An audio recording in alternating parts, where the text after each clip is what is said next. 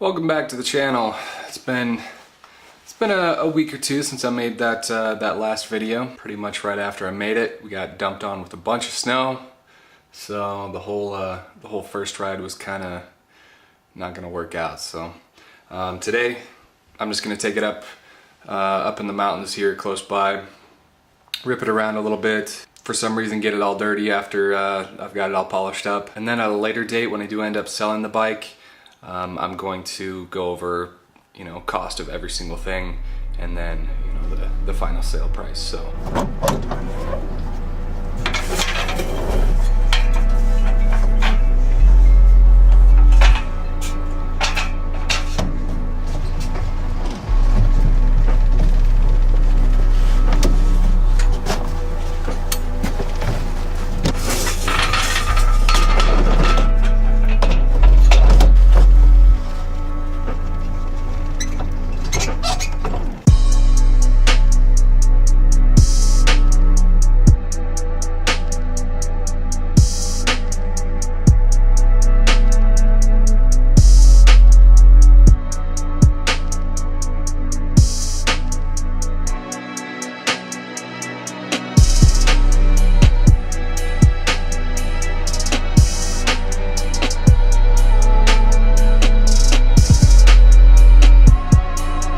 There it is, a 2008 Honda Crf450r. I'll tell you what, this thing was pretty damn ugly when I got it. It's still a 08.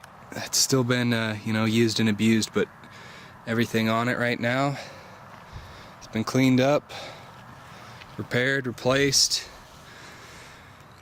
So it's all looking super fresh. The only thing that I wish I would have changed is that rear disc guard, and then the fork guards here, just because they've got a yellowy tint to them, and that kind of throws off the whole bike a little bit. And that's another thing. I just kept the plastics on this. You can tell they're scratched up and everything, and they got a couple little marks here and there. I'm super glad that this seat was in perfect condition when I got it. I mean, it was super dirty, but just got a little bit of wear there. This is the cleanest it'll probably look. It's not too terribly muddy out here, but I'm gonna go see what I can do, rip around a little bit. So as of this morning, this bike is on Craigslist. Down below, comment how much you would pay for this thing.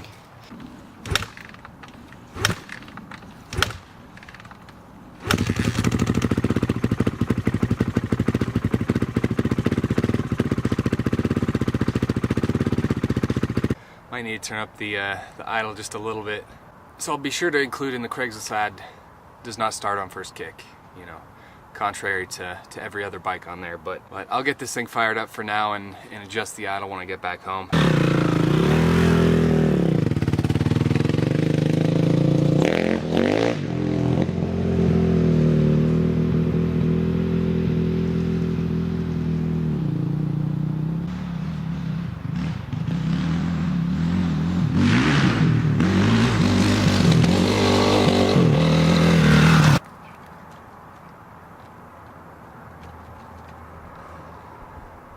Once I get back, I'll turn that little idle adjustment up just a little bit, so not flaming out. I know that is kind of a main issue on these. I know like the 06 to 08, probably earlier models, is the flame out and then just super hard to start. At least this one is always easy to start. Clutch seems pretty good. It's a little grab. I think I might need to adjust the lever just a hair now that I got out here and was able to ride it. And then I just saw one little bolt that I forgot to tighten, so thought I checked every single one, but one of them got away from me. So that's it for today. I will be sure to update you when I sell this thing. So the second half of this video will be the total cost and profit made from it. So be sure to stick around. What up? I'm here to bring you an update on my my 2008 Honda Crf450r. Just sold it the other day and made bank on it. So a few weeks ago when I went out and rode it around a little bit, wasn't running the greatest. It was kind of flaming out a little bit. And once I got back home, just tinkered with mixer screw, idle as well, and got it running perfect. And one other thing I think that was kind of a little funky, the clutch. I had to come back just to adjust that just a little bit. But after that, bike was, I mean, it was perfect. Like I said, just a few days ago, some kid came from out of state and bought it. And I mean, I think he ended up with a pretty nice bike for the price. But let's get into the meat of this video. Parts, cost breakdown of every single thing that I put on the bike, as well as everything else. If you saw the first video I had on this bike, I mean, it was absolutely trashed. It was not looking too good. So when I originally bought it, the guy had it listed for, I'm pretty sure, $3,200, and you know, over the phone I talked him down to $25, and I thought that was, you know, that was going to be a good starting point, you know, just based off the pictures.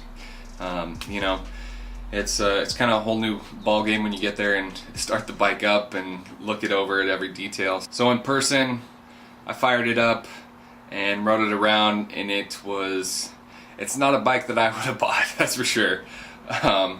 Especially for $2,400. It ran pretty rough, and I mean, head to toe was banged up, stuff missing, stuff broken, stuff worn out. So it was a little ridiculous. Pretty much right there in the parking lot, after about a half hour of looking it over and trying to ride it around and stuff, I just offered him $1,400 straight up, and it took, I mean, we sat there in silence for about 5 minutes, and then he said, yeah, I'll take that. So I was happy with the purchase price. No matter how this ended up, I knew I could at least make my money back after putting, I mean, even if I had to put like $1,000 into it, I think it would have been alright. So that's the way I looked at it. Brought it home. The rest is episodes 2 through 9 or whatever. So first off, our bike, $1,400. Gas for my vehicle, so go pick the bike up, $25. Title fees, and that's just to swap the title into my name, $10 only. Oil, about $4.50. Coolant, $5. Brand new gear shifter, $19.99.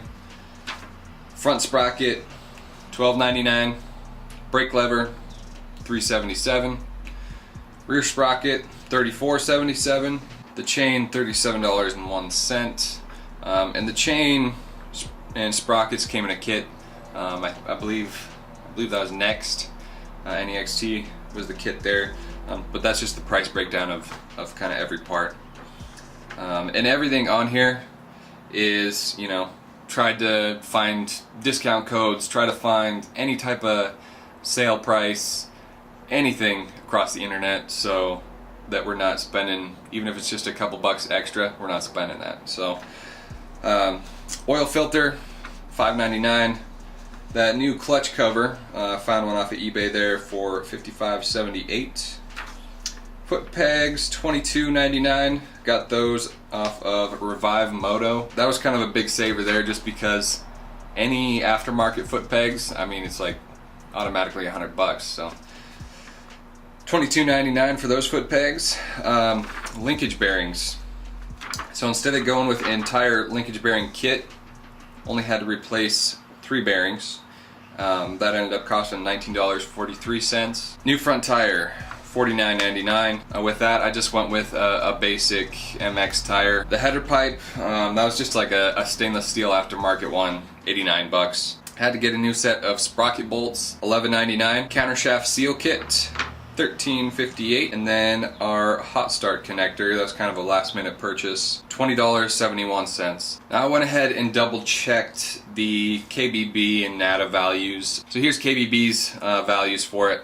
Excellent, they've got it $4,360. That condition, I mean, is always 99% of the time unrealistic. For some reason, people like to base every single bike they have off of that excellent KBB price. KBB, good condition, $2,995. And then NADA, they're consistently I don't want to say more realistic, but you kind of got to check both to get a good idea of maybe where your bike's going to fall. Average, they listed $3,425, and low / poor condition, they listed that $2,605. And the last price you should kind of look into is just market price. I mean, look on Craigslist. So baseline for my bike, I saw people posting anywhere from, I think it was about $3,300 to over $4,000.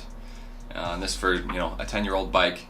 Most of the time, they're not in the greatest condition. You kind of get a good baseline price on what you should maybe get in the end. So when I first posted my bike, top dollar, $4,300. That's the first listing I had on there. Didn't get any takers.